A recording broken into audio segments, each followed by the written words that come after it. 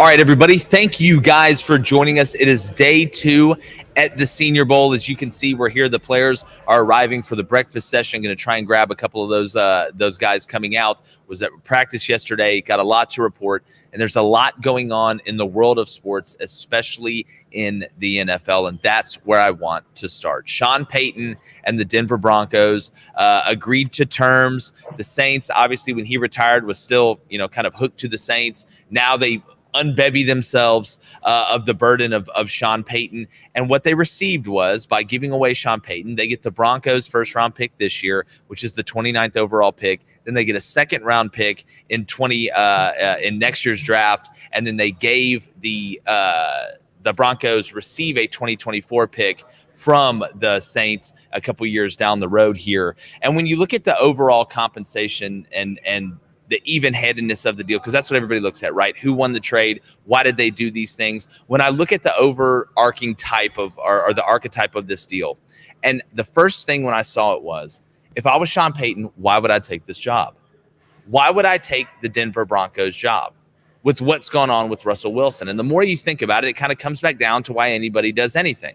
You have the leverage and you have the money, and you also have longevity. What do I mean by that? The Broncos missed on Jim Harbaugh. Right, we heard Jim Harbaugh. We heard DeMeco Ryans, who ended up turning it down, was announced as the Texans head coach yesterday. David Shaw was a leading candidate for the job as well. And these people that own these NFL teams are the upper percent of the 1% when it comes down to being wealthy, whether that's inherited, whether they made it themselves, and they don't like to look bad.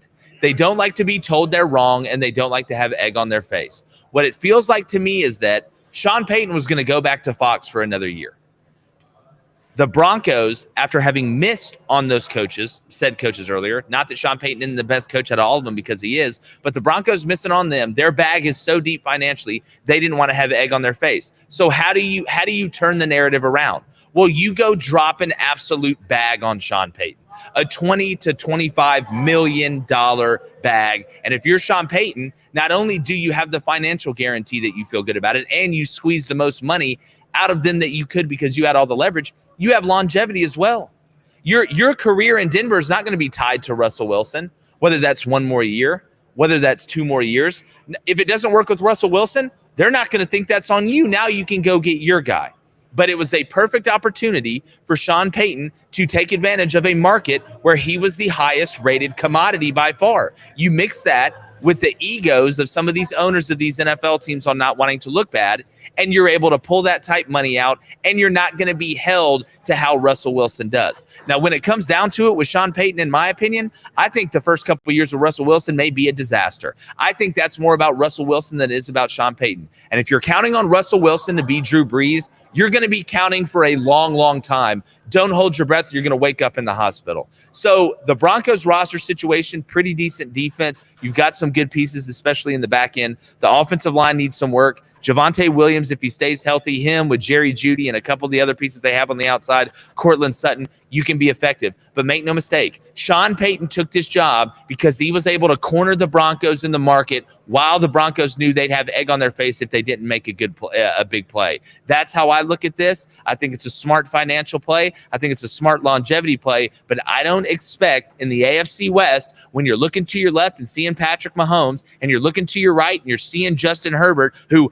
by the way, just got Kellen Moore as his OC, and we know what the Raiders can do if they figure it out. It's not going to be a walk in the park the next 3 to 5 years in the AFC West. And on that note, I want to bring in our co-host, David Cohn, former Michigan quarterback and undercover superhero, but he won't admit that. And my brother, former Western State, Colorado wide receiver, and a guy who dunked a basketball a couple times. Got super sunburned yesterday. Look, super sunburned out there at the Senior Bowl, putting the work in. All right, you get in what you get out, and obviously I got in the sun a lot. And what do I get out of that? Adversity, and I love to thrive through adversity. You really don't realize how hot it is until you get on some turf. Yeah. And stand out there for a couple hours. Very true, very true. And we'll hop into what we saw yesterday. Had some great interviews. We got Max Duggan coming on as well. I do want to say, David, before I get to you and get your thoughts on this Sean Payton thing, typically we do call-ins on Wednesday. We're in Mobile where it's foggy, it's humid, a little bit nasty, can get a little bit weird. But up in Nashville, where we're typically at, it's snowing and icing, and Thanos is invading at some point. So we're not gonna be able to do call-ins today. We're gonna do it again Friday, but we do have David Cohn on the line. Coney, your thoughts on Sean Payton, Broncos, What's up, guys? Saints?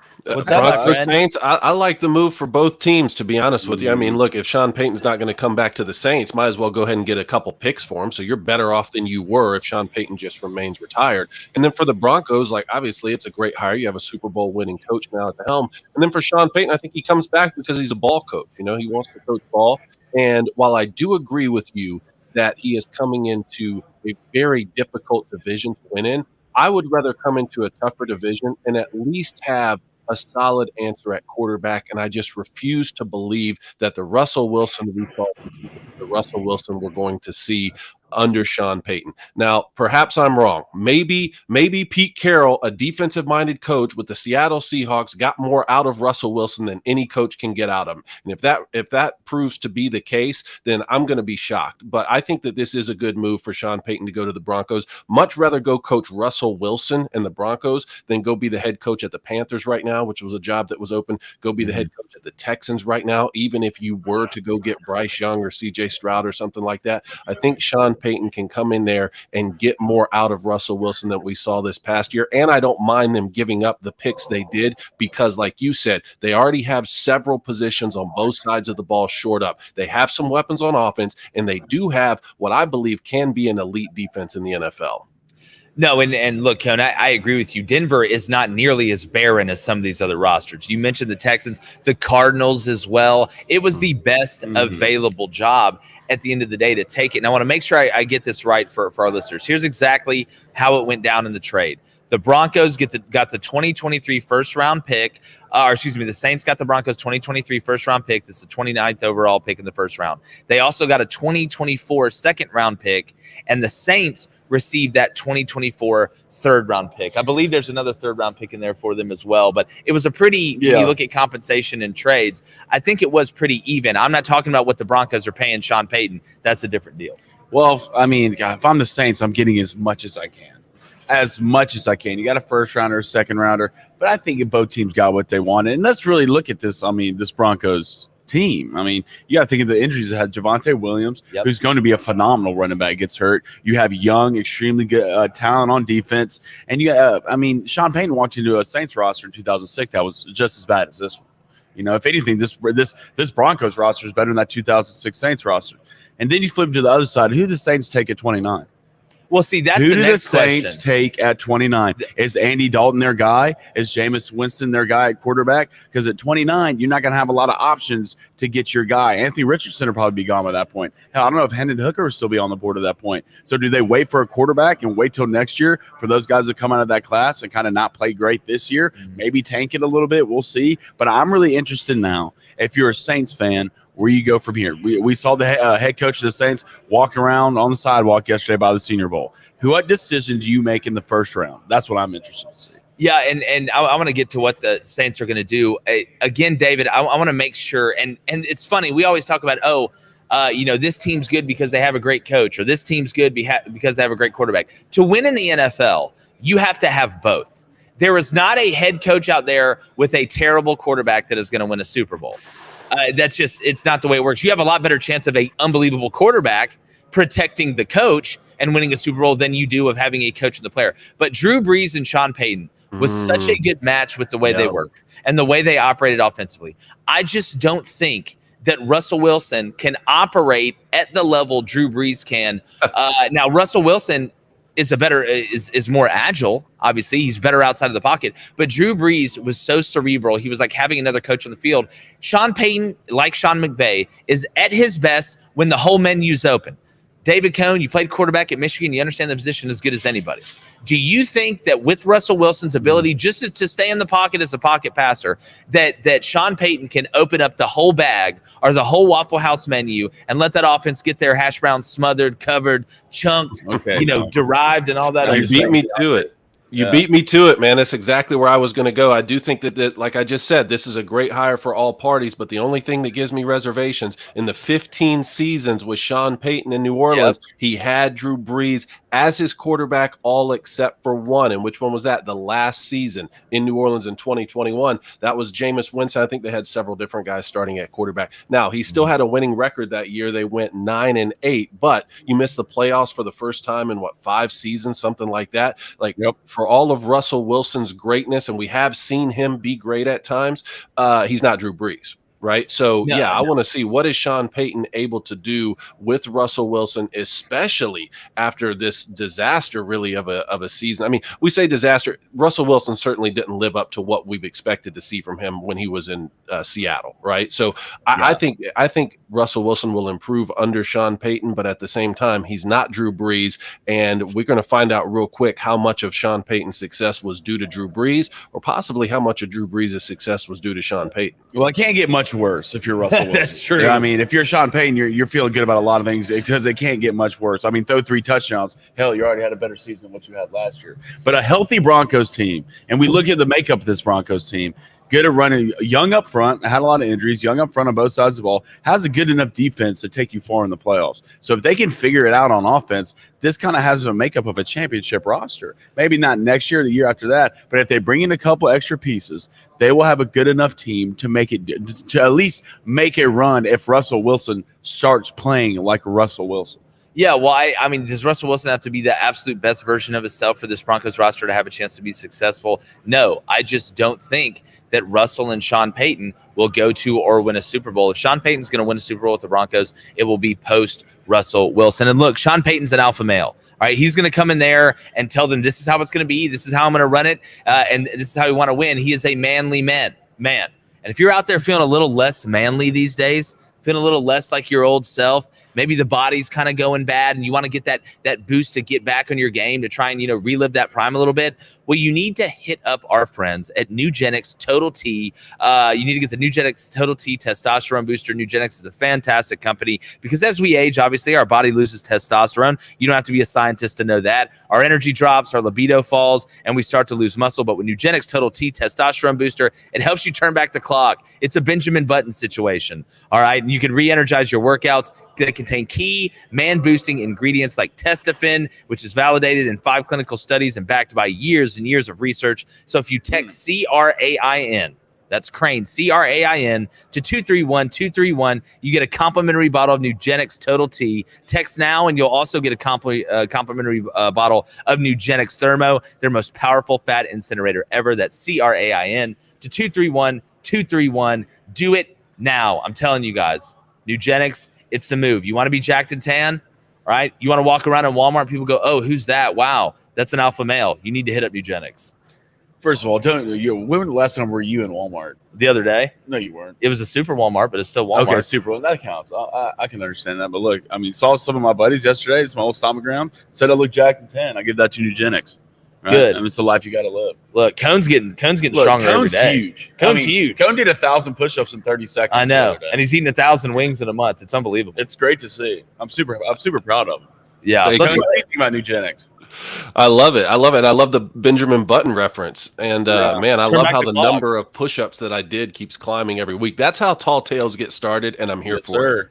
Yeah. No, 100 years from now, you'll have done like the only got to do 1 million push-ups in 3.5 hours. Like it really makes me think about like Paul Bunyan and John Henry and all these guys. Like, man, what did they really do? Like, did they just do like they did like 10 push-ups and now we say it was 10,000? No, they were just all drunk and made a deal with each other. That's what I think. I don't think they did anything. I think they were sitting in the back of a saloon, makes sense, playing poker. Getting hammered on some terrible whatever they were drinking. It's like playing the telephone game when you were a kid. You remember how you whisper in each other's ear, and by the time it gets to the end of the line, it's completely different than what it's. Yeah, like we played that one time, and the FBI showed up. At the Great game. So all right, let's go to the Booster Club. Jacob, lovely. That's with a $2 donation. Jacob, appreciate it. He wants everybody to know to tell Max I'm the biggest TCU fan in the Booster Club. Jacob, funny thing about that, we already told him that. Yeah, Jacob, he actually knows who you are now. Yeah, he's actually. You guys are friends. I don't know if you know this now. Y'all are officially friends now, so you're welcome. Let's go to Nate State with the $5 donation. Appreciate it, Nate. Says, I need your playbook for a great best man speech. I'll be giving this speech this weekend. Look, a little bit of love, a little bit of hate. All right, you got to find that balance. All right, great. You're going to be doing. And once you find that balance, it becomes funny but thoughtful at the same time. Don't force it, right? You don't have to force this. Let it naturally come to you. When it's natural, it's always the best, right? Yeah. I believe in you, Nate. Don't if you start struggling, just look in the back of the room and see if you see Owen Wilson, because that guy gave the best advice. You got to come from the heart. Come from the heart. That's exactly right. Yeah, just don't force it. Don't try and be funny. Just be funny. It's like on Forgetting Sarah Marshall on the surfboard. Just do less. Just do less. All right, let's go to. Oh yeah, they wanted to know, Cone. You could actually do your get off your lawn this week from your lawn. What's your thoughts on that?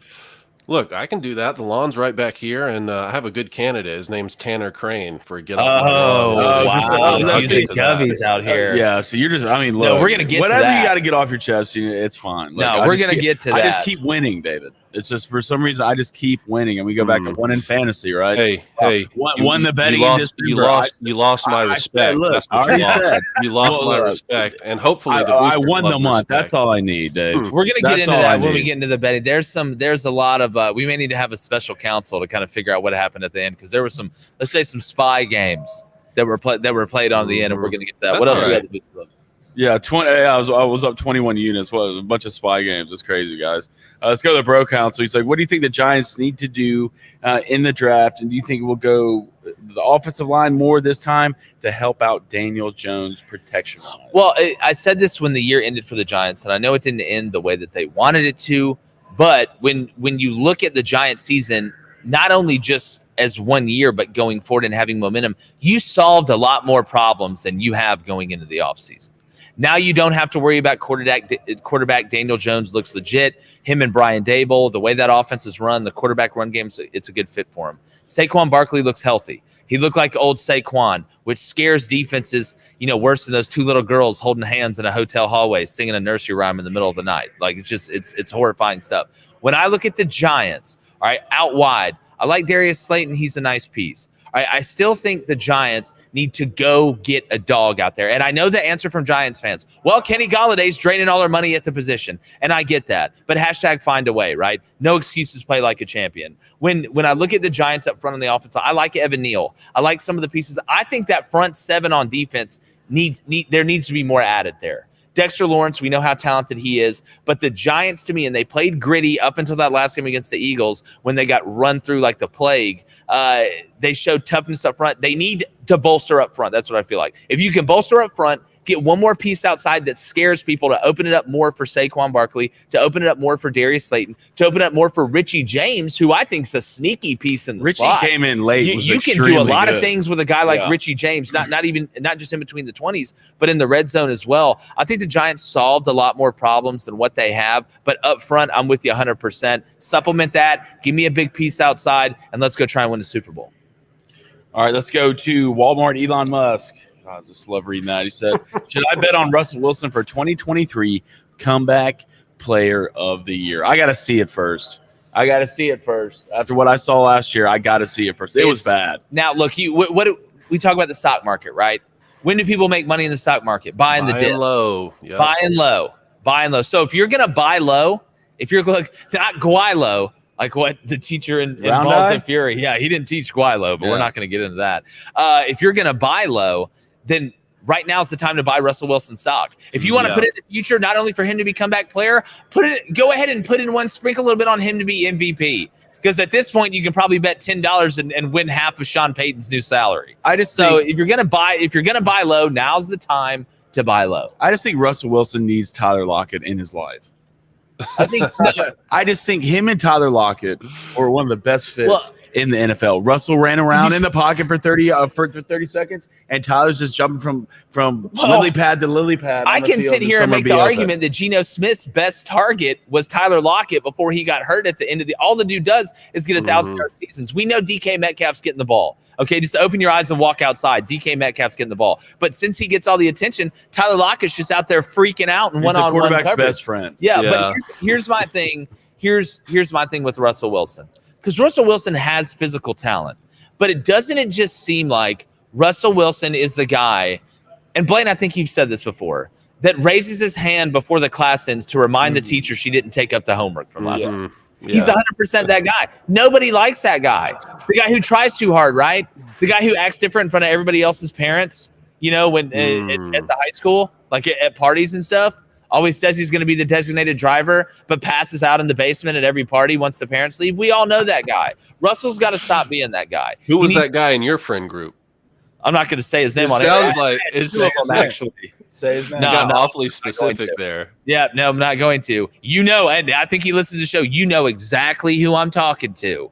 You know exactly who. We all got a Russell Wilson, but I think, can Sean Payton go in there and fix it? We'll see. We'll see. Yeah. On the back of the year, a lot of times, man, they're looking to give that to guys who are coming back from injury too. So you're going to be up against somebody who was injured this season, who comes back and has a really good season. I mean, Russell Wilson still threw for 3,500 yards this year. He just had his lowest completion percentage, through double-digit interceptions, all that kind of stuff. I wonder, like, who he'll be up against for comeback player of the year, even if he plays well. Yeah, it's there. I mean, there's candidates out there. I think, look, if Tom Brady comes back and does something crazy, I wouldn't be shocked if they gave it to Tom Brady. But you are right, David.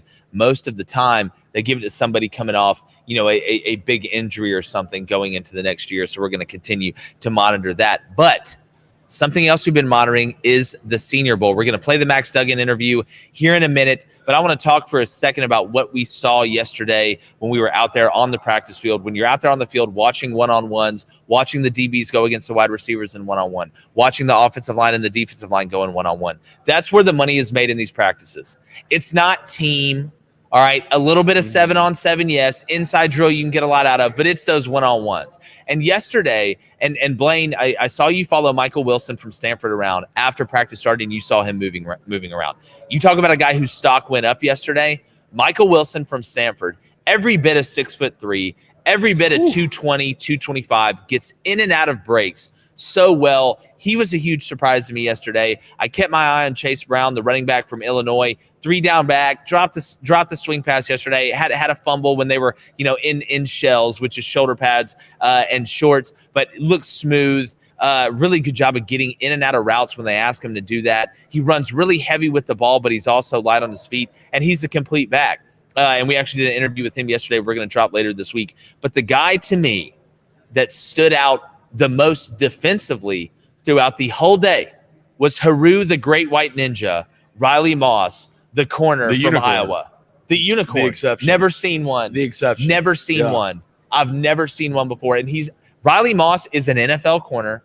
His stock went up. I saw him talking to Mike Tomlin after practice yesterday, watching him going against the guys he went against, fundamentally, physically knocked a ball out during team. He's just a football player. It was really fun to interview, and we're going to be dropping that one as well. Well, he looked like he belonged. Yeah. Right? Especially a DB. Like, we never see this, right? We never see this all. But he was running with these guys, extremely smart. But I'll tell you what, even like you go through the Stanford receivers, I think Elijah Higgins looked really good too. Kind of a bigger guy with Michael Wilson. But these two guys, the Boise State kid. Yeah, Skinner, who's long. They put some weight on him. The one guy I was kind of underwhelmed with was the end from Army. Just extremely light. He's very light. He's light. David. He's really thin. If you could see him in person, the Carter kid, Andre Carter, he's long. I can see the projection. Yeah. I can see what they're looking at. But man, he is light, David. He's really light. How did Jonathan Mingo look from Ole Miss? Good. We were there for the first session yesterday. We're going to go and watch the second session today. So I'm going to keep my eye on Jonathan, trying to be able to separate the guys because it all kind of turns into a mush when you go to those practices back to back. I like watching the individual teams. Another story that I find fascinating and looking at the offensive line, thought the kid from North Dakota State moved around really well. He looks 100% like a guy that would, you would go to 7 Foot Island to bring back to play offensive line. But a guy who would probably run the shop in 7 Foot Island is DeJuan Jones from Ohio State. He was massive, David.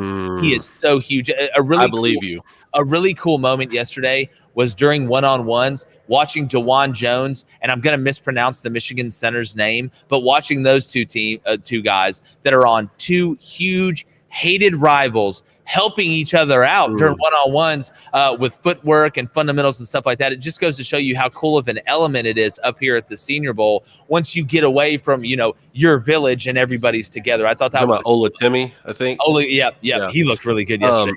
Which quarterback was throwing the best ball? Yeah, the two quarterbacks, we saw Jaron Hall and we saw Jake Haener, and I think Blaine will tell you just like I will, they both struggled.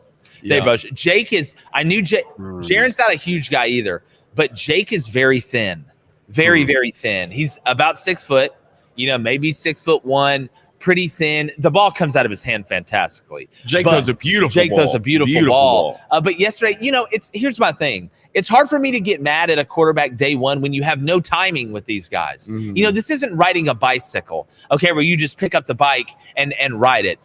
You can take a couple weeks off, couple days off, and if you're with your receiver group that you've thrown to a lot, that chemistry is still there. You're able to get balls out on time, and they understand when to break things off and what you're looking at, and you have that chemistry. There was no chemistry yesterday between the receivers and quarterbacks. You saw a lot of checkdowns. You saw some struggles taking the ball from under center. So day one, I think it's kind of hard for me to grade him, Cone. What do you think?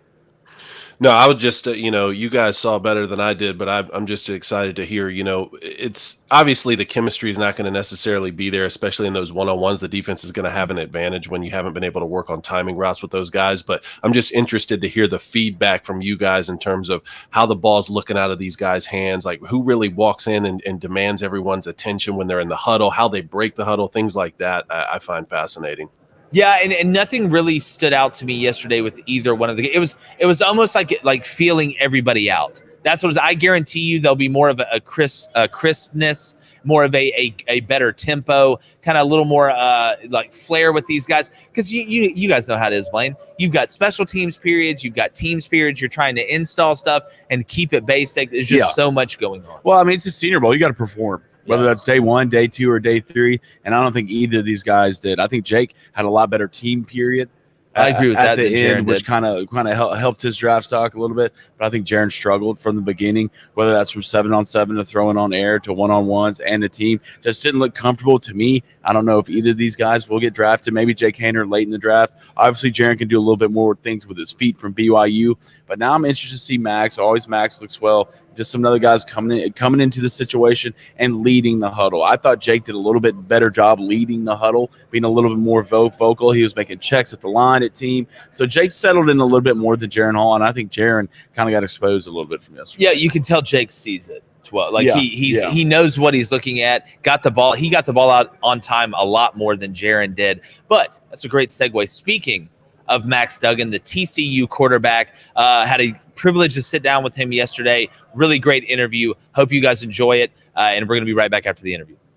Very excited to be joined by a guy you saw a lot in the college football realm and in the football realm period this past season, former TCU. It's kind of weird to say former now that you're moving on. TCU quarterback Max Duggan. Max, you're a guy that I was fortunate enough when I was coaching junior college at Iowa Western. I'd heard about you. I had seen your game, watching you grow, and then watching the way that it ended. And I know the way it ended on the scoreboard wasn't exactly how you wanted it, but we've talked with Luke Musgrave out there at Oregon State and how they really upped their profile there when he left. Ronnie Bell and them taking Michigan to new heights. Tajee Spears and Tulane beating USC at the end. You guys elevated the profile of TCU because you always knew TCU football was good, but I've never seen them in the spotlight like they were this year.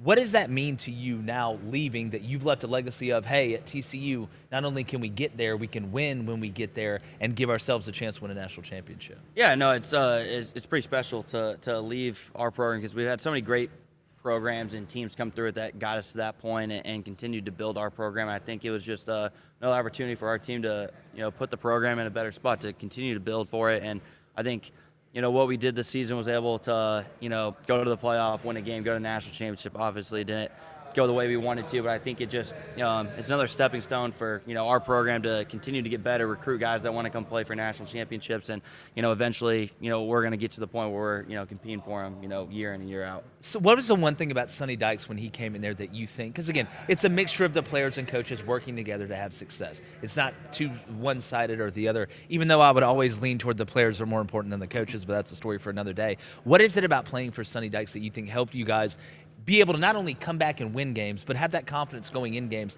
that regardless of what happens early, we're good enough to be able to come back and win the game or keep the lead and win the game? Yeah, I think it just starts with confidence. You put confidence in us as players and and us as a program, and that was the biggest thing. He just let us be ourselves, play loose, not play tight, be aggressive, be bold, and allowed us to have success this year. Yeah, and before I kick it over here to my brother, I know he's got some absolutely tittillating and fantastic questions. He's straight out of 60 Minutes, except he tells the truth. Max, when I look at you and look at your progression and watching you and kind of the way it happened, right? There's some parallels to you and Stetson Bennett having to face adversity and then making your way to playing each other in the national championship game. But one thing I noticed that it seemed like throughout the year, I don't know if you put a ton of emphasis on this, but your footwork seemed to get better and better and better throughout the year. And when you have a guy that can run like you, not that it was poor coming into the year, but it seemed to me that when you guys were humming, when you get your feet set and you get your shoulders set in that pocket, you're able to make every throw out there, which is going to be important coming into these Senior Bowl practices. Yeah, I think, development of mechanics and footwork, it was something that, I try to work on. I'm still working on because it really – You never finished product. Yeah, I know. And, I think that helps so much and relates and attributes back to so much with accuracy and whether you, miss the ball, whether you hit it, it has a lot to do with your footwork. And I think when you're all aligned and on base and balance, I think is when, you're probably feeling pretty good. And when you're not is when you're going to probably miss. They say in pitching, if you're balanced, you're out. Yeah, that is true. I want to talk about your mentality, Max. You got to go back to y'all TCU's this year. Y'all felt like you're the underdog mentality the entire year, who you are playing. Do you still have that somewhat of mentality walking in this week? And if you're a scout, when a scout leaves after this week at the Senior Bowl, what's one thing they want to know about Max Duggan? Yeah, I think they just want to know that I'm a competitor, and I think that's what, I'm looking forward to this week. Obviously, the best players in the country are here, and I think you got to go compete against them every single day, and you're going to see what type of player you are. When good things happen, when bad things happen, how you respond, and, how it makes you react. I think is the most important thing. I love that. Let's go through this year real quick. What's one game? Because y'all went through some wild games. Man, I feel like I watched that Baylor game. I was nervous every for Saturday. y'all, man. Every Saturday, it was a game to watch. What's one thing you kind of look back on the year that's somewhat special to you that you'll carry with you for the rest of your career? Yeah, there's a lot, and there's probably too many to pick. I think Baylor was a fantastic example. Obviously, going to Baylor late in the year, we're trying to keep our season, alive, undefeated. Championships. That's the goal. And Baylor is a huge rival of ours, and be able to go down there and be down, lose a couple players, and continue to fight, and a lot of stops, and then obviously the last second field goal, and it was a pretty special moment.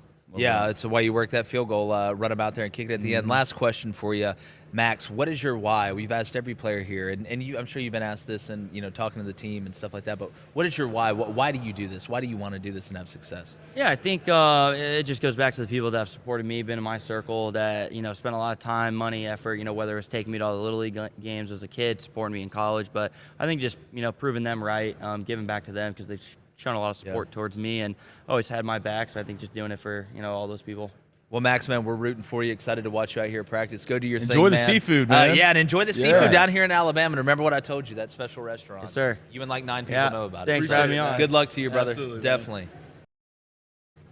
All right, that was a lot of fun there with Max. Look, just a good old boy, man. Just a normal awesome. guy. Yeah, and talking to him even off camera, you can tell how excited he is here to be at the Senior Bowl.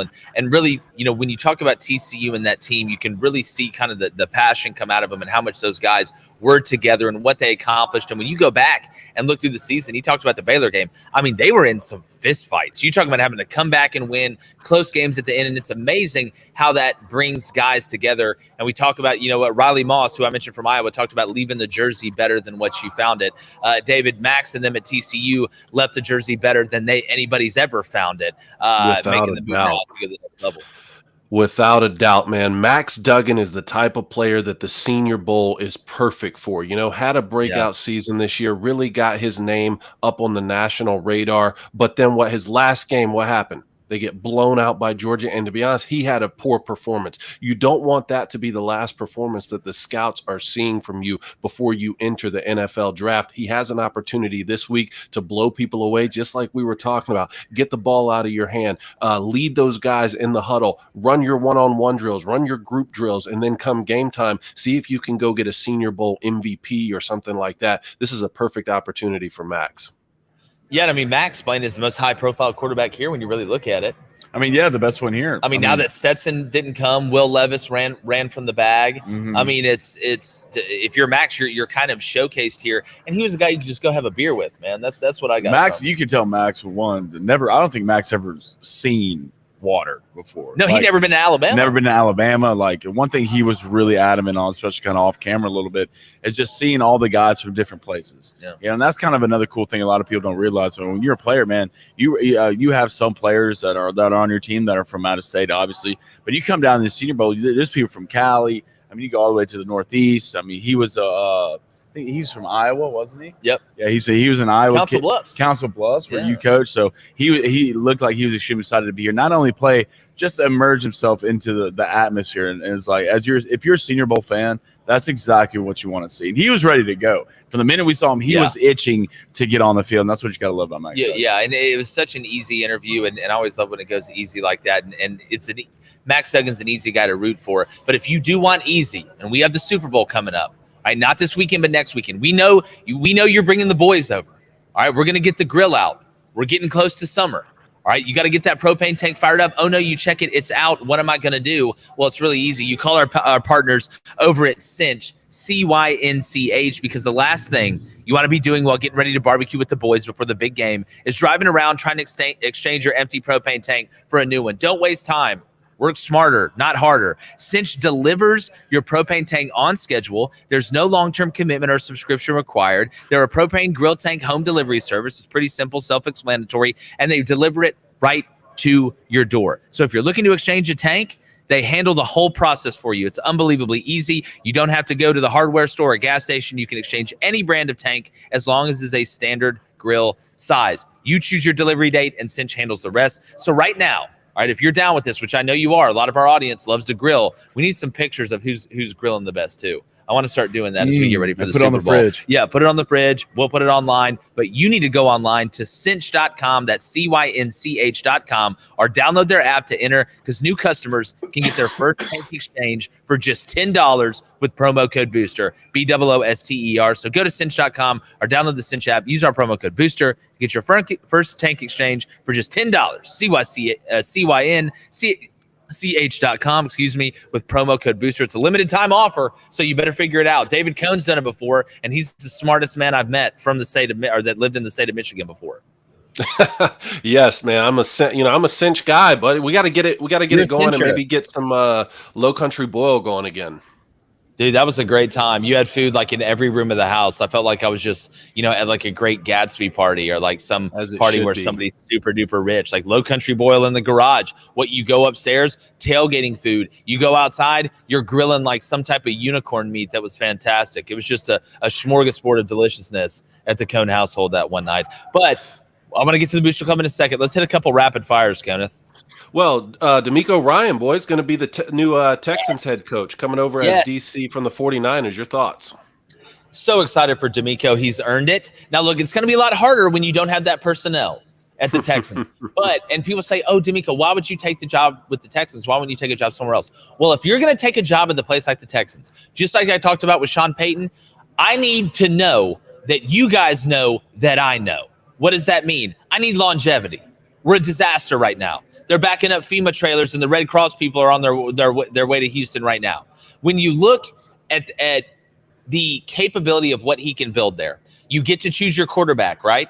You got a high pick with the Texans. So you get to pick your guy. It's a 6-year deal, which means they are going to give you time to work it out. And you can go nowhere but up.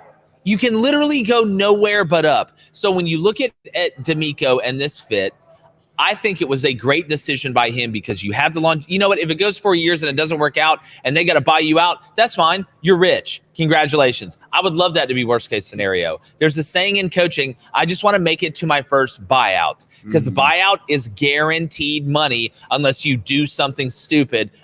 Jeremy Pruitt. All right. So when I look at it, I'm so happy for DeMeco. I'm happy for Houston. I think this is going to work. Is it going to work next year? Probably not. Is it going to work the year after that? Probably not. But by the time he gets into year 3 and year 4, I think DeMeco is good enough to be able to make Houston competitive at the beginning of the year, in the middle of the year, and at the end of the year, Glenn. Well, I'm just interested to see what they take on that second pick. Yeah. I mean, who's it going to be? I mean, is it going to CJ or Bryce? If it's me, I'm taking Bryce. Right? I think you can go wrong with taking either of them, but I think Bryce is going to have a better NFL career. And you think now, what do you do with Davis Mills? You know, what do you do with these backups that you have, the Texans? Because you got some weapons there. You're going to have to get some receivers, obviously. But DeMeco Ryans is such a great hire to me. First of all, one of my favorite players ever to watch. He was a hell of a player at Alabama. Was an absolute murderer to linebacker position. Just so fun to watch. But I think the Texans really saw this as development and how fun. You watch the 49ers on defense. I know they're extremely talented on all levels, which they are, but they are having fun being coached by DeMeco Ryans. And if he can bring the scheme back to the Houston Texans, where it's good, to where the guys are having fun playing football again, I think you can win at Houston. We've seen them have those years with Arian Fosters and D-Hop and these guys. We've seen them win a lot of games. So I think it's the right guy for the job. I'm happy for DeMeco. It's going to be a year 3+ situation before they're really going to do anything realistically. If you think about it, the first 2 years, unless they have a complete roster overhaul, they're probably not going to push and win a lot of games. But that year 3+ is when they're going to start digging down a little bit, and starting to see those W's come out on the schedule. I think. What do you think, Dave? I think it's a solid hire. You know, I mean, All-American at Alabama, a decade plus in the NFL. Now, I do agree with Jake. Look, you can't bring those players over. You know, Nick Bosa and Fred Warner aren't coming over to Houston with you. But to your point, Blaine, if you can bring some of that energy and that excitement, I'd be very interested to see here, like you said, what they do with the second pick. And even if you go with Bryce Young or C.J. Stroud, what does that mean? They're starting week 1? I mean, that is still a very rare case, even when you take a number 1 quarterback like that. So, yeah, I wouldn't move Davis Mills or some of these guys. Maybe it's a situation where, you know, those guys come in the 3rd, 4th, 5th game, maybe sit behind someone like Davis Mills for a little bit. I'm not sure. Maybe it's just a week 1 start, and, hey, you got to go out there and be our number 1 guy. Either way, 6 years, I was surprised to see 6 years, but, Jake, I think you're exactly right. Like, he only took the job because he had that security and said, look, this is going to be bad for a little bit, but I'm the guy who's going to get us there in the future. Yeah, I agree with you 100%. I just think that's the truth, and I'm interested to see how it goes.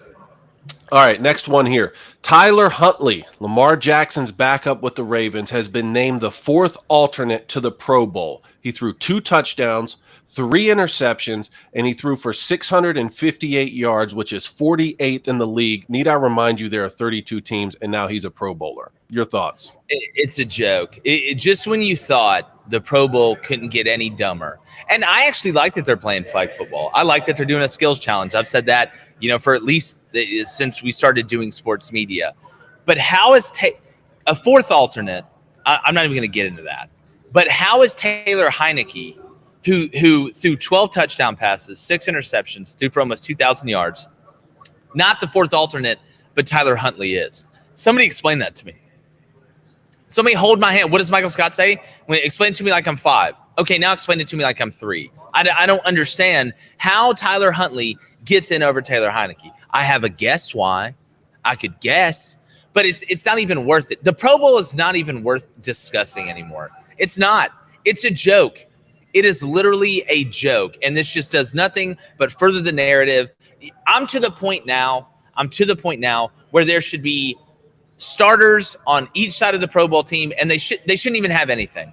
You should just be named just All-American. Yeah, it's just like an All-American. You're just named All-American. There's no game. It's one of the dumbest things that I've seen. It just, at the end of the day, I don't get it. The numbers don't make sense. The wins don't make sense. I'm just, didn't win a playoff game. I don't get it, and nobody can explain it to me in their right mind to make it make sense. That's just the truth. I'm sorry. If somebody in the Booster Club can find a way to Dr. Seuss or J.K. Rowling this thing to me, then please do it. I just don't think you will. Well, the Pro Bowl's been a joke. I mean, this isn't anything new. The fact that we're talking about Huntley and Taylor Heineke arguing on whether who should be in the Pro Bowl is a joke. Hell, call me. I mean, I had him at just as many yards as basically Tyler Huntley did. I mean, call Andy Dalton. Why not Andy D? Give that man some Josh credit. Dobbs. Yeah. Josh Dobbs. I mean, Josh Dobbs threw 2 touchdowns as well. I mean, hell, call Chad Henne.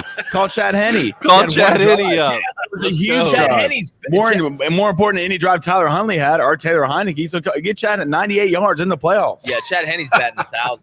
I mean, let's be realistic here. But am I surprised? No. If there was a transgender person in the league, they'd make the Pro Bowl every year. For sure. Well, they sure can figure skate. We saw that. Oh, yeah. Did you see that? How bad was that? It was the worst. It was the worst. How about college basketball, man? Did you guys see Alabama 101-44 over Vanderbilt? Yeah, what they did, I saw a buddy tweet yesterday. What Alabama did to Vanderbilt's illegal in like 17 states. If you knew they were going to come back after the performance against Oklahoma, where they got ran out of the gym, Vandy just happened to be in the path of the hurricane. That's just, and when Alabama plays good, that's what it looks like, right? Now it's a step down in competition a little bit when Vandy comes to your place and you're going to Oklahoma in a game of that magnitude, a game that Oklahoma had to win. But make no mistake, Alabama is for real. That game against Oklahoma was the anomaly. Not you look through the whole season, we know who Alabama is. Some pretty good games last night. Thank goodness I hit that 16 parlay there in basketball. TCU was able to win without Mike Miles, which was big. I know Lampkin's been beat up as well as we're getting down to the home stretch as we get closer to March Madness. I mean, we're a month away now, boys. So some good basketball on tonight as well. Some pretty good Big Ten games. Come on, Purdue. We're going to get to that. Also, Texas Tech with a big comeback win night before last. 23 points down to beat Iowa State in OT. Phenomenal. Yeah. I mean, Iowa State, like we say, Billy Madison, in the kitchen talking to Veronica Vaughn. You blew it. I mean, I know it's on the road, all right, but Texas Tech has been offensively challenged this whole year, this whole season. We have Texas Tech fans in the Booster Club that are like, we've had a bunch of turnover. We struggle to score. Coach Adams is a hell of a coach. I think he was a great hire. Iowa State, there's no reason that Iowa State should have lost that game there's no reason you should ever give up a 23-point lead in basketball, especially when you have it that late. I don't care if you're on the road. I don't care if it's a neutral site.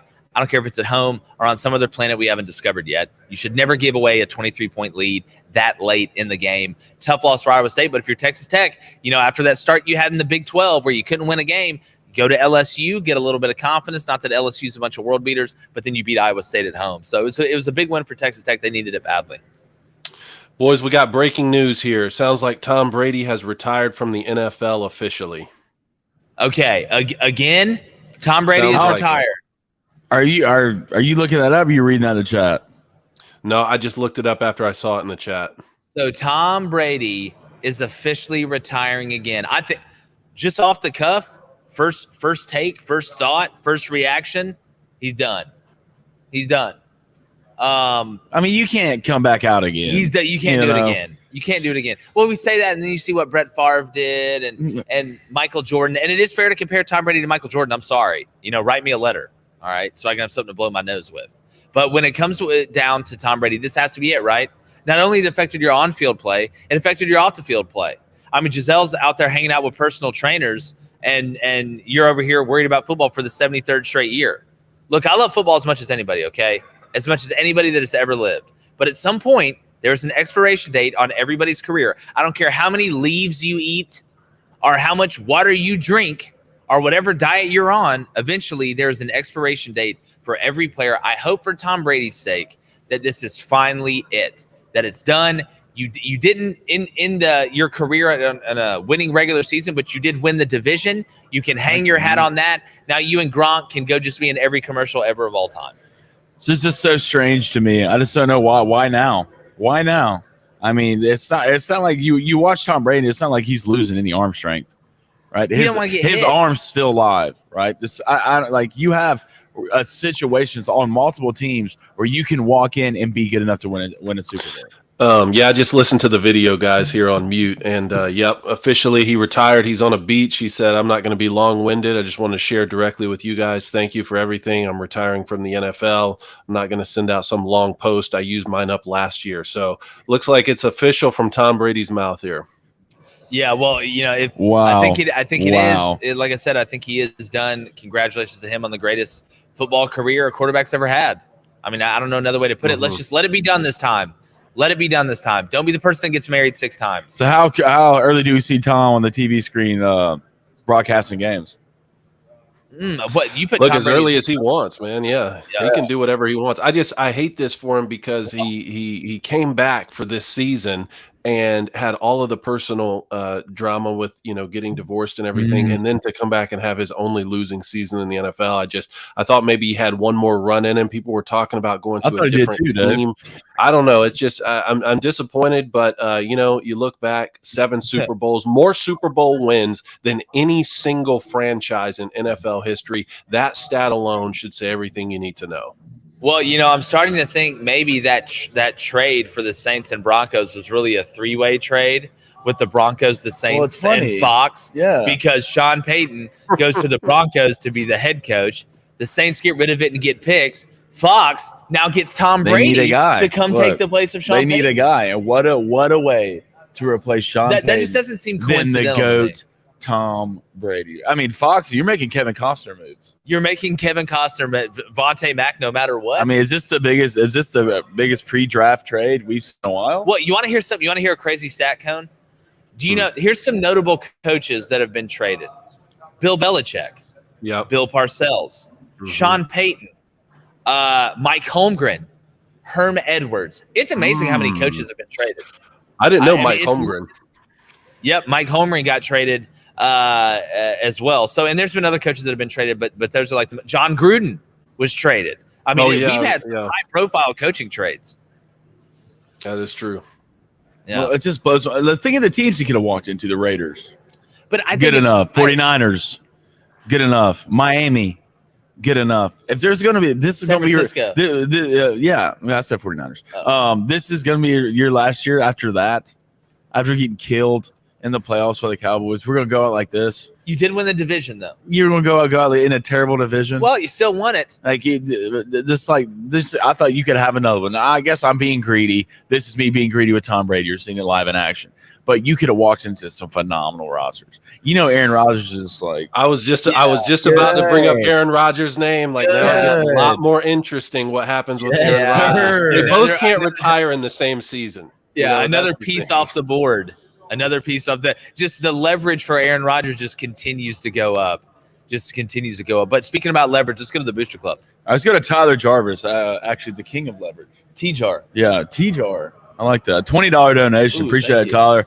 Says, I don't want to spread rumors. That's usually what you say right before you start spreading rumors. For sure, spread it. Which is great. He said a couple of months ago, asked for the help of David Michigan to get rid of Miami's offensive coordinator.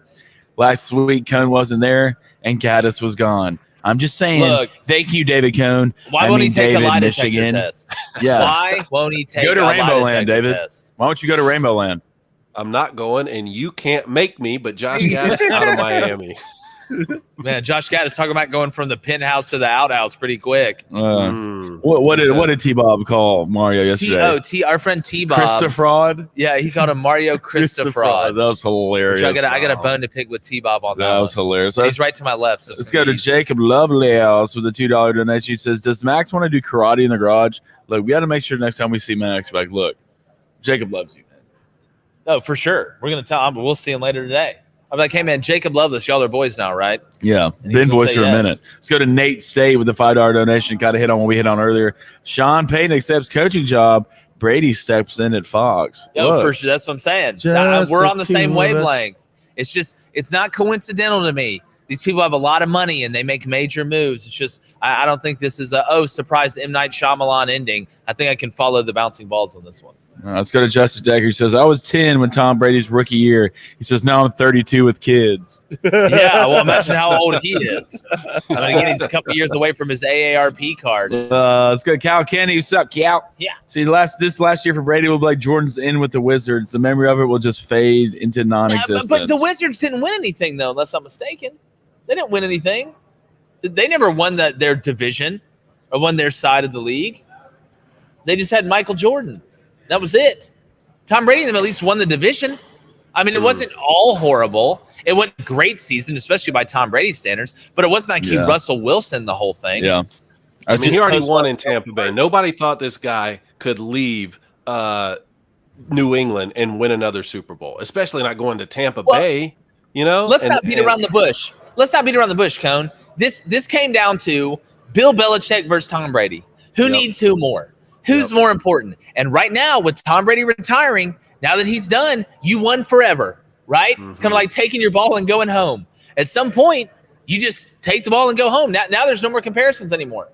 That's it. Tom's not playing anymore. You can say, I don't think Bill and them are going to win another one. So if Tom Brady retires right now, he wins. You won the game. This is all Game of Thrones, man. Yeah. You won your Game of Thrones, Tom Brady. That's why the Sean Payton situation is very interesting. Sean Payton without Drew Brees, can Russell Wilson rekindle some of that magic? It's let's really think about this. Name a head coach in the NFL that has had a lot of success or has been to the mountaintop, even just once, but multiple times. Let's say coaches that have had a chance to win it multiple times. Those coaches are tied to a quarterback, right? There's very few coaches that have been able to go through cycles of different quarterbacks and win at the NFL level. Typically, you ride with the horse that you rode in on. Mm-hmm. With Bill Belichick, it's Tom Brady. With Sean Payton, it's Drew Brees. I can go down the list of teams that have had success and won Super Bowls, and you can marry up big-time head coach typically with big-time quarterback, right? Mike Tomlin, Ben Roethlisberger. Like I can go down. You have to have that. It's like you need every superhero needs a sidekick. The question is, who's the superhero and who's the sidekick? All right, let's go to Ratchet Dewan. He wants to know how many days until Brady announces he's coming out of retirement.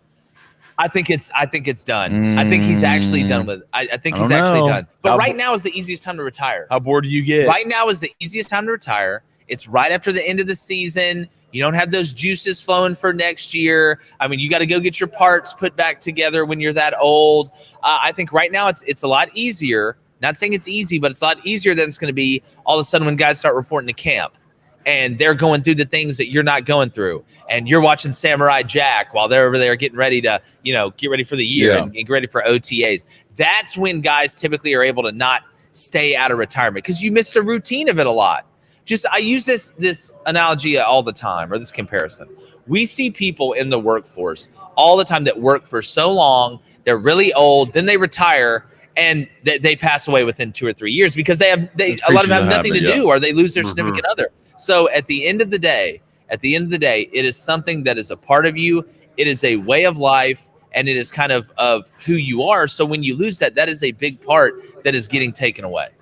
Well, I mean, this creature's a habit. I think he still's got some. I don't know Tom Brady. I'm not going to call him after this, and we're going to talk about how he feels after a game, how his body feels, or anything like that, where he is mentally. But from what I saw from last year, at the end of those games, I thought he still had some in the tank. Well, I really thought he still had some in the tank, especially the way his arm looks. Well, I think it's a lot more about the other parts of the game than it is his arm. Well, that's what I'm asking. Yeah. I think it's more than that. Obviously taking the hits and taking that beating. He was different moving inside of the pocket than he has ever been before, in my opinion, this year. I feel like he is as fragile as he's ever been because guess what? He is as old as today is the oldest Tom Brady's ever been. He's not getting any younger. That's kind of how it is. So we're about to get Malik Cunningham, former Louisville quarterback, about to get on here. A guy that I love watch play. Very, very versatile. Let's go and get Malik on here. Malik, what's up, man? Good to meet you. Nice to meet you. Definitely. What's up, man? Nice to meet you, man. You're from Montgomery, aren't you? Yeah. Here, let me get this mic by you. Nice. Right We know about the Gump. We used to play Robert E. Lee and all them all the time. But Malik, I want to go ahead and hop in and talk about, your career, a guy that, in the world full of the transfer portal now and guys leaving, you were there the whole time. Obviously elevating Louisville, and Louisville's always been a somewhat of a national brand to me. I've always known, whether it's basketball, whether it's hell in baseball, they're phenomenal. Baseball, and volleyball. Even though they wear those all black unis when the sun's out. I mean, that's a tough situation. But Malik, your growth as a quarterback, we know how athletic you were coming out of high school. It looked to me like you turned from a thrower to a passer in college, which we see with a lot of guys. And when you're able to long stride like you are and hit that corner and turn into a burner, just talk about your development as a passer and becoming a passer. So in high school, I used a lot of my athleticism for sure. And when I got to Louisville, Coach Petrino's offense, it was very different, more pro style. So he put me on the center a lot, something I wasn't comfortable with. And so the first 2 years I got comfortable with it, redshirted.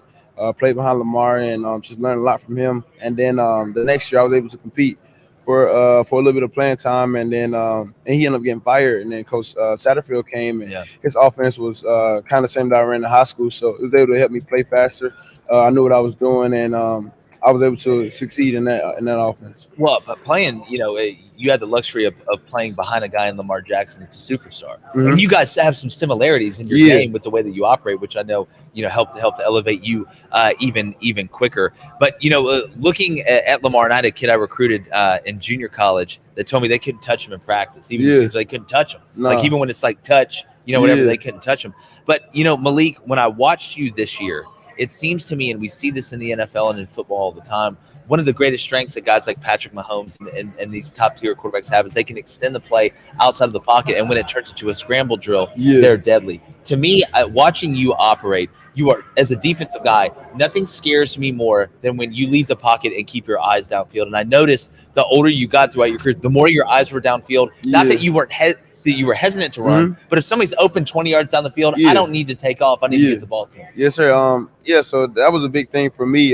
Just being able to extend plays. Because at the end of the day, defensive coaches get coached. They make a lot of money too. So not every time it's gonna be all glitz and glamours on offense. So when things break down, you got to be able to make a play down the field. And I feel like I bring that to the game. And like you said, a lot of these quarterbacks in today's game, like the 2 quarterbacks in the Super Bowl, they do that at a very high level. So I can see myself doing that for sure. And you talked about going under center. I bet you're happy you worked on that early in your career. Now at the Senior Bowl, I was watching the quarterbacks in that first session yesterday. And I always tell people it's funny. We talk about, the athleticism of you guys and how you're able to jump over people, and spin people out and stay up and break tackles. And we make it sound so difficult to take a snap from under center. But if you really haven't done it, it's not nearly as easy as it sounds. Oh, no, it's not. But once you get it, it's just like anything, right? Yeah, for sure.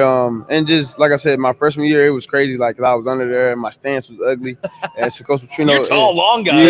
So Coach Petrino was able to get me right. And then now in this draft process, that's all I've been doing because shotgun comes easy. But just ball handling on the center is very different. And it's something that you got to practice. It's like you said, it's not something you can do overnight. And I feel comfortable now with doing the 5-step drop, 7-step drop, which is a quick glance for a 3. And like I said, I'm comfortable with it. Yeah, and we always talk about win the water cooler with our audience. We want them to understand the game inside the game.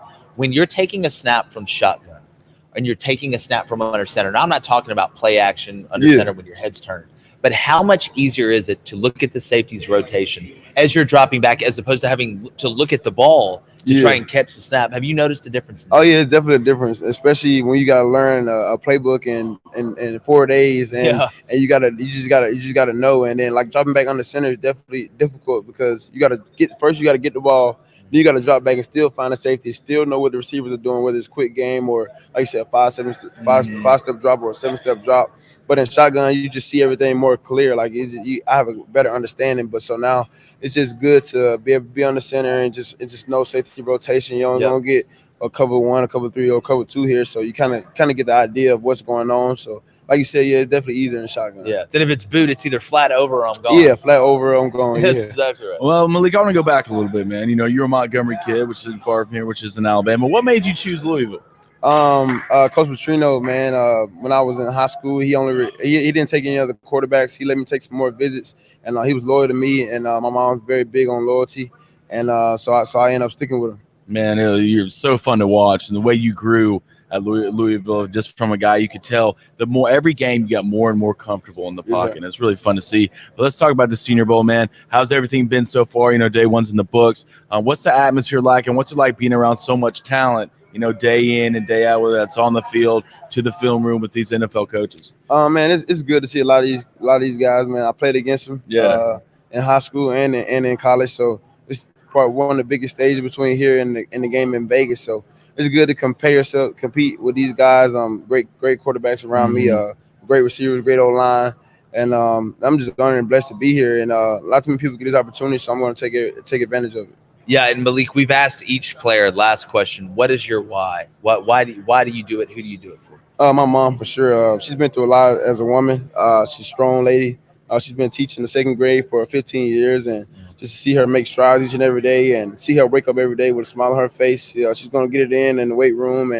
And if she can do that, I mean, I can wake up and try to learn these 90 plays. So it drives me for sure. So just seeing her each and every day with a smile on her face, man, and it makes me happy. I think I saw her at a game get granted an award for her class. She did Florida State this year. That's so awesome. That's so awesome. Well, Malik, man, we're rooting for you, my friend. Congratulations. Yes, sir. Thank you. Success.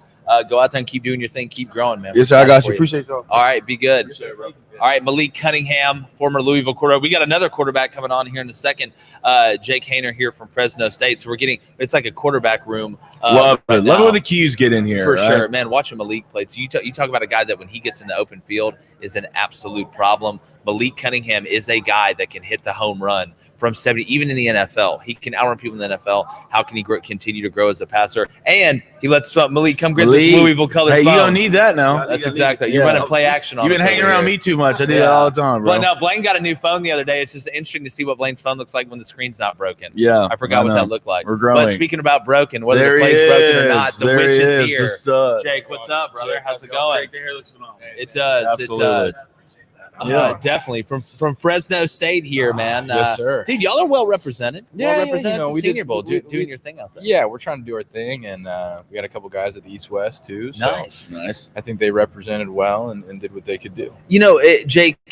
Well, I was going to talk about the physical stuff. Is our and- leg and over? Okay, watching that's the you thing. can do that. Yeah, You can do that. yeah. You can go either one. Hey, It's you like be- what hey, Major you League. be We you, can the trust flip it. tree. No, I like Yeah, that. you're the trust right tree. Don't here. worry. All right, cool. We're in the You trust get tree. comfy. You need That's coffee exactly- or anything like that? Welcome to Actually, it. I had your assistant take it for me. There you go. Appreciate that. There you go. She's a great. PJ's unbelievable. She's great. Jake, and we were just talking with Malik Cunningham kind of about the new world of the transfer portal now in college football. And you're a guy that went from one place to Fresno where you found your home. And there was talk about you maybe going back to Washington, another place, but you decided to stick around and finish what you started. Just in that decision, not to get into the nuts and bolts of it, because it is personal at the end of the day, but in a world where everybody is going everywhere now, what did it mean to you to finish at Fresno State and what you guys were able to accomplish together? Yeah, just going back and looking at all the decisions I had to make over the last couple of years and how it all turned out, I was really lucky to just have a great support system around me and help me make those decisions. But, I think it just speaks to the group of guys we have at that building and just going over the resilience and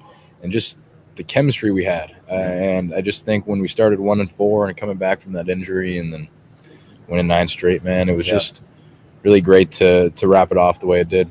Yeah, and again, it's becoming an anomaly nowadays in college football. And Jake, when you look at your game, as we're getting a little mic adjustment here, Justine, you're doing great. You're doing get a little camera time in there. Oh, sweet, thank you. When you look at coming to a Senior Bowl, we were talking about this a second ago.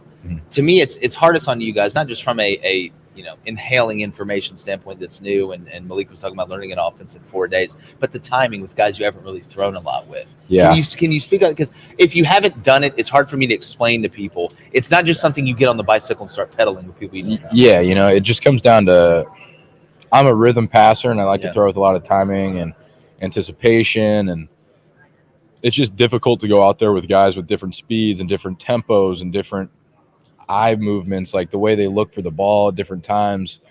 It just takes reps. Yeah. And there's a couple times I was trying to throw this back shoulder balls yesterday, and guys aren't getting their eyes up like I'm used to, and they're trying to run down the field, and I get it. They want to show off their speed and they want me to throw it over the top, but at times when they're playing over the top coverage on you, you got to try to fit the back Jake, shoulder. chicks dig the long ball. I know they. Yeah. No, I got you, but it's just. I think you'll see some progress today, and as we go through the next couple days during the week, you'll continue to get better. But it's just difficult to come out there and just start picking people apart when you haven't thrown with people. So That's exactly right. yeah, and I it's not an excuse or anything. I think it's just facts. And I was lucky to throw with Puka Nakua a little bit, and I think it showed actually. For sure. He's bigger than I thought he was. He plays bigger than he is. I mean, he's 6'2" almost. Yeah. Long. He's a long kid too, and I played with him at Washington when I was at Washington, right when he first got there, and then he's training with us too. So nice. I think having that timing with him showed yesterday at times, and having that back shoulder connection we did yesterday, and then the timing out route we had, the deep out route we had too. Nice. So I think it will continue to improve. Well, Jake, and again, it's something that everybody that is here grading and watching understands. But to me, yesterday, it seemed like you had the most command of the team, just moving from drill to drill. It just seemed like as the practice got on, you got more comfortable, and that's what these guys want to see. They want to see you lead. They want to see you in that moment when you're uncomfortable. How comfortable are you being uncomfortable? It seemed like as the practice went on, you kind of got that role started to get defined. Yeah, no, I just think that in these situations, the more situations I've been through, you tell yourself being uncomfortable is part of this game For sure. Yeah. Meeting new people. Having new teammates, going into different practices when, I'm in Alabama. I'm a West Coast kid. I've never played a snap of football in Alabama Welcome before. to it. Yeah, well, thank you. It's just different. But you look at that right in the face, embrace it, and just try to motivate your teammates just like you would at any other Saturday or any other practice. Yeah. You know, and obviously in the beginning it was a little frustrating. We weren't getting the snaps right, and you know, you just got to put that behind you. You got to move on. You got to keep moving forward, and understand that it's not going to be perfect in any stretch, just because it's a group of guys from all over the country. So just trying to do the best I can, know that it's going to be uncomfortable, and just put yourself out there, man. That's what they want to see, and they just want to trust you at the end of the day. What makes it hard is what makes it fun. Exactly. Just like anything. Well, Jay, when that dude, I tell you what, man, you might throw the prettiest ball. Yeah, it comes out good. It comes out good. I don't think I've seen you not throw a perfect spiral. Appreciate that. No, you know, your entire life, you just robbing your board and just kind of just throwing perfect spirals. It was one of the things I was doing when I was a young kid, man, just throwing it in the backyard and just having fun with it. And I think that's where this game starts, you know, really appreciating it and, you know, having fun. And I don't play this game for the money. I do it because I love it. I love competing. I love pushing people. And I love the energy it brings. And I try to bring, you know, and emulate a lot of that in my game. I try to bring the energy. I try to, you know, motivate and elevate people, you know, past their threshold. But so how's the experience been? You know, it's being surrounded by all these guys. It's the level of talent, surrounded by NFL coaches, the film. Just how's the Senior Bowl experience been? I know it's early. Yeah. But how's it been so far? Are you surprised by anything or? You know, it's you're grinding. Yeah. It's early and, you know, it's what I'd expect from this week. And I was talking to my pops the other day about it, and I was like, yeah, you know, it's 6 a.m. to 12 p.m. or 6 a.m. to 12 a.m., excuse me, and not a lot of sleep, and they're just testing you in every stretch. So just trying to do the best I can, man, put my best foot forward every day and continue to motivate people when I get out there. And if things don't go right, shake it off, get to the next play, and continue to motivate. Definitely. Well, Jake, we appreciate your time, my friend. Thank you, man. Keep doing your thing. Enjoy watching you play, and you, keep slinging the rock, dude. I will, man. I will. Appreciate it, guys. Definitely. Definitely. Be safe out there. All right, Jake Haener, stud. All right, let's get back to the Booster Club here. Okay, let's go to 46 was a fix. Good to see you back in here, man. 46. Been a minute. So should the Dallas Cowboys fire Mike McCarthy? Or is Jerry Jones the problem? Well, okay. I think multiple things can be the problem. And David, bringing you back in, this is the thing that surprised me about Sean Payton. I think the Cowboys are going to fire Mike McCarthy next year. I will say that again. I think Mike McCarthy is getting fired next year. I thought that Sean Payton was holding out for 2 jobs this offseason. Or 3 jobs, excuse me. The Rams if Sean McVay left, the Chargers if Brandon Staley got fired, and the Dallas Cowboys. Okay, neither one of the 3 things happened. McVay stayed. Obviously, Mike McCarthy didn't get fired. And Joe Lombardi, the offensive coordinator of the Chargers, got fired. But they didn't fire Brandon Staley. So when I look at the Cowboys, if we're going to say that this is just a Mike McCarthy problem, then how does that explain all the problems before that?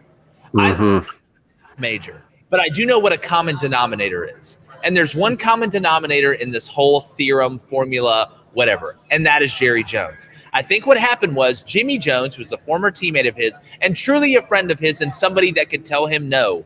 That relationship was the best one for Jerry Jones because they'd tell him no.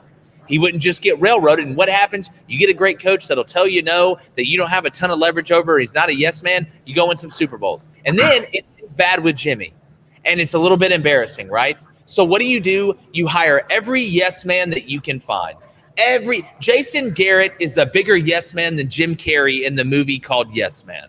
That's how big of a yes man he is. Mike McCarthy, who looks like every sitcom head that there ever was, is a yes man as well. Kellen Moore has gone to the Chargers, old shovel face, moving on. But Mike McCarthy will not be the head coach of the Cowboys next year. And I'm shocked that Sean didn't wait out for that one. Well, think about the coaching quarterback tandems of the two franchises you just mentioned there. You got Mike McCarthy, Dak Prescott, Sean Payton, and Russell Wilson. Okay, out of those 4, 3 have won Super Bowls.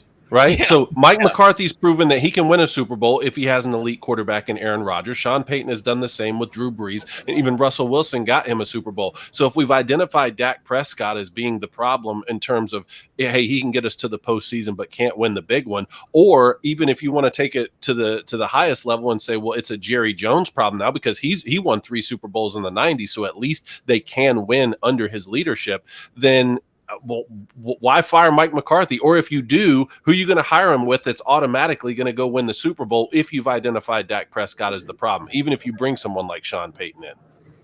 No, look, I'm with you. It's kind of a rock and a hard place if you're a Cowboys fan, because I think at the end of the day, there's more than just a Jerry Jones problem. But the buck stops with Jerry Jones. You're the owner, GM. You're the closest thing to Jackie Moon we've ever seen. Is he going to start playing? Jerry going to get out there, play a little No, slot receiver? No. He'll so? destroy. Cowboy situation? Yeah, no, Jerry Jones. He'll probably pay the guy not to tackle him. All right, let's go to Ross Bryan. What's up, Ross? First of all, Travis, congrats on getting to sleep in, buddy. I'm glad school was canceled. Good for you. All right, Crane and Co. Have y'all seen Anthony Richardson? If so, how's he looking against other quarterbacks, and could he have a career in the NFL? Anthony Richardson right now mocked in NFL drafts is going 16th to the Washington Redskins. Look, there is probably not another quarterback in this class that has the potential of Anthony Richardson, that has the athletic ability of Anthony Richardson. He is 100% Monstar, but he's kind of like, he's just hasn't been. If he could get into the right situation and the right system, which is not the Redskins in my opinion, all right, but if he can get into the right situation, at the end of the day, I think Anthony has a chance to be pretty special. Now, we talk about throwing guys in the fire. We talk about how's he going to do if he goes out there and it goes bad early. I think Anthony Richardson has supreme confidence, and he should. But from a talent standpoint, I would so much rather reach on Anthony Richardson than Will Levis. I can't even explain it. Like, if you're going to reach, go get the guy that could turn into the Ferrari. Or you're going to get the guy that's truly been a Pinto that with a good exhaust system this whole time in Will Levis. So to me, I think Anthony Richardson has the potential. The physical and raw skills are there, but he has got to marry up those physical raw skills with developmental and fundamental things at the quarterback position, because if he does, he is going to be Weapon X. He is Deadpool. That is who he is. Come. No, I agree with you. All the physical skill sets are there. And a couple of years ago, I would have said, no, it's ludicrous to take a guy like this in the first round. You're just taking too big of a risk. But again, I come back to Justin Herbert. Justin Herbert was not this extremely polished passer at Oregon. He was certainly farther along than Anthony Richardson. But you've seen what, the Chargers took that risk, and that certainly has paid off for them. It's kind of like it's becoming a little bit more like what the NBA has always been, where it's like the number one pick, let's just get the guy who has the biggest ceiling, the most athletic guy, and hopefully we can turn him into a superstar. I don't know if Anthony Richardson is worthy of a number one pick, but then again, 4 years from now, we may be looking at a Cam Newton reincarnate in the league, and it looks like a genius play. So right now, I don't know. I wish I was down there with you guys to be able to see him this week. I mean, keep me posted on how he's looking for sure. Well, yeah, he's going to look phenomenal. That's what it is. He's one of those guys, but you get him in a game, you start going through progressions. It's not a great situation. I don't think he's a first-round pick. I really don't. I wouldn't want to pick my 16th pick of the first round to get Anthony Richardson. I'd rather have Hendon Hooker. Right? I guess you can kind of say Justin Herbert, but Justin Herbert was way further along than what Anthony Richardson is. I think he's a second or third round guy, but the 16th pick, it's a gamble. I think it's a reach. I think you're reaching if you take Anthony Richardson at 16. Obviously, it's not a Will Levis reach at 6 or 4, wherever the Colts are, where they're going to mess up. That's why a reason why they hired Frank Wright was to help groom Will Levis. But Anthony Richardson, what I even saw at Florida, man, I know the ceiling's extremely high, but he is not a good passer.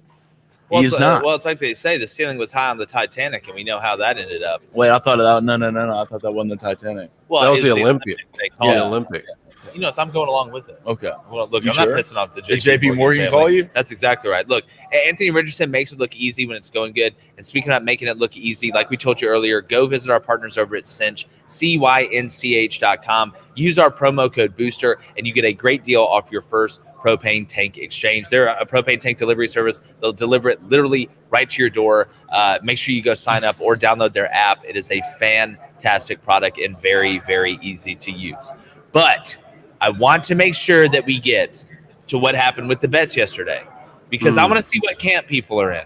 Cone, I'm going to let you explain what you feel like happened. I won the month in betting yesterday. Would you just let me get through this real quick? There's no conversation or colluding. Jake, it's time and time again here. That's why it's time and time again with this guy. It's just cowardly behavior. You know, it's cowardly Blaine, I'm behavior. letting Cone talk. I didn't know, since when did we start just saving up our 2 picks to the end of the month and then listening to what everyone else is going to take so that we can copy them and block them from having a chance to win? I didn't know that we were resorting to that kind of behavior, but Jake, it does not surprise me. This is the same guy who wants to play in the fantasy football championship with 9 players against only 6. This is the same guy who wants to go play in the WNBA. Okay, he's basically Leah Thomas out here running around trying to play against the girls. Okay.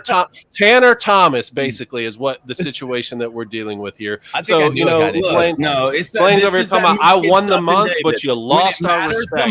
You lost our respect. When it matters, you copied my. I went 2-0 yesterday. I went 2-0. What are you talking about? Blow it. You copied my picks.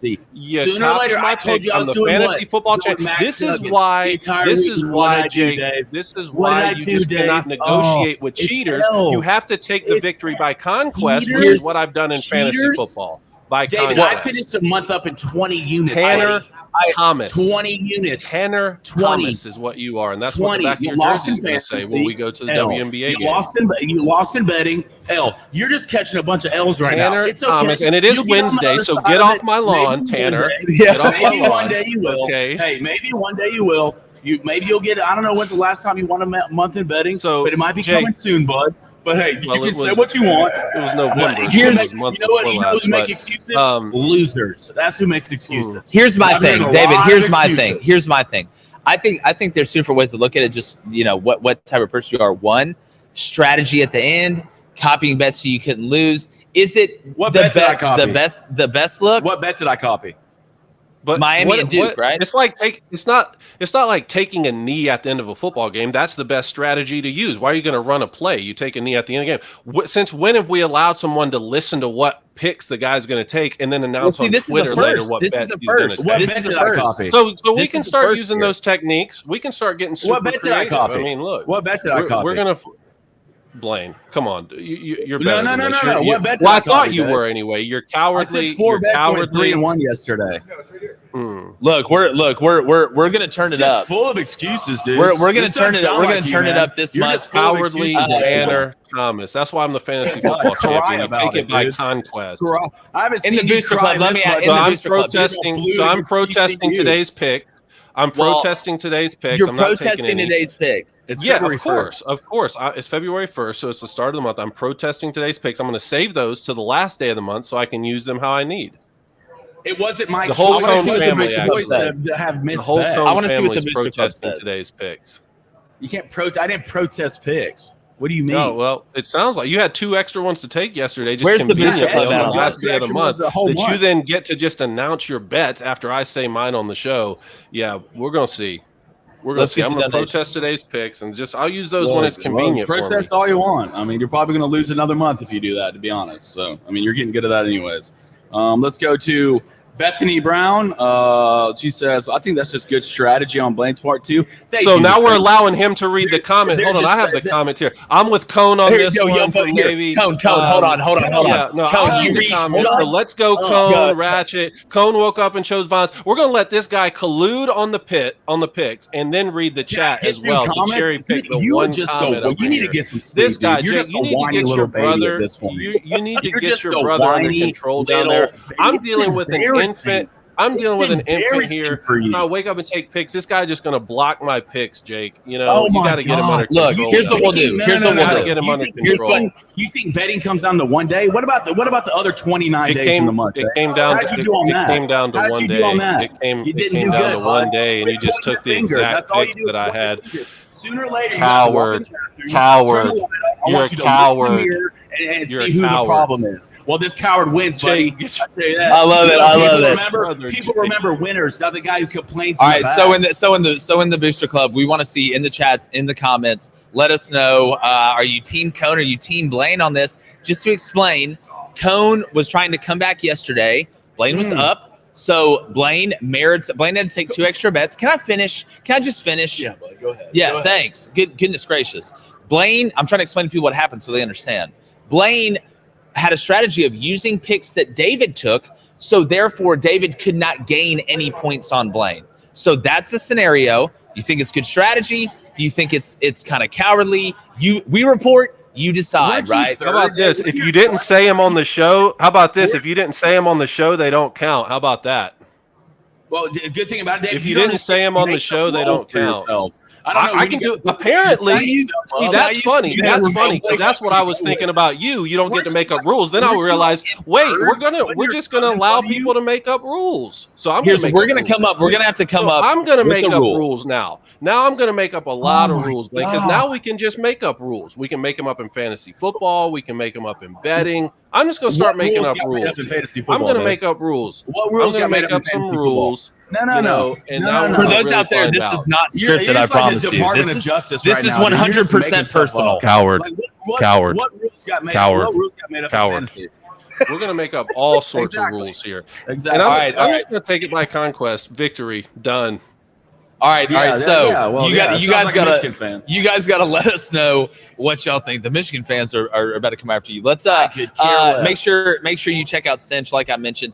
Check out our friends over there at Nugenics as well. We're gonna get some more interviews. We have Chase Brown interview we're gonna be dropping this week. Riley Moss, Michael Wilson, who we were talking about, the Stanford wide receiver as well.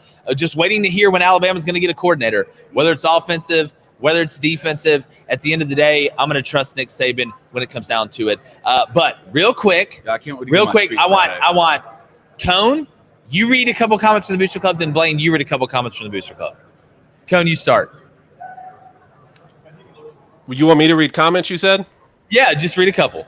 Yep. Andy J, can we get a duel to settle this? First of all, everyone's asking for a poll. They really want a poll. So is Blaine going to do his job Let's do a poll on today? Tomorrow's show. Let's do a poll on the show.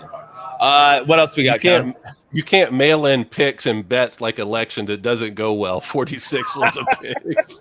Exactly. So basically now he's calling you a Democrat. You're Tanner Thomas, the leftist Democrat. Dude, you look like more than you. He's going to mail in picks. Thomas. This guy's going to mail in. Here, Aaron started swimming. I'm with high water. I'm with high water. What's in the Booster Club? What do they say in the Booster Club? Now read the people on your side. Okay, Travis Elrod says Team Blaine. Betsy Brown says Team Blaine for life. Laura Brown says Blaine picks weren't even the same as Cone's yesterday. Am I missing? Yeah, Cone was in third. I've never seen a guy who's bronze complain so much.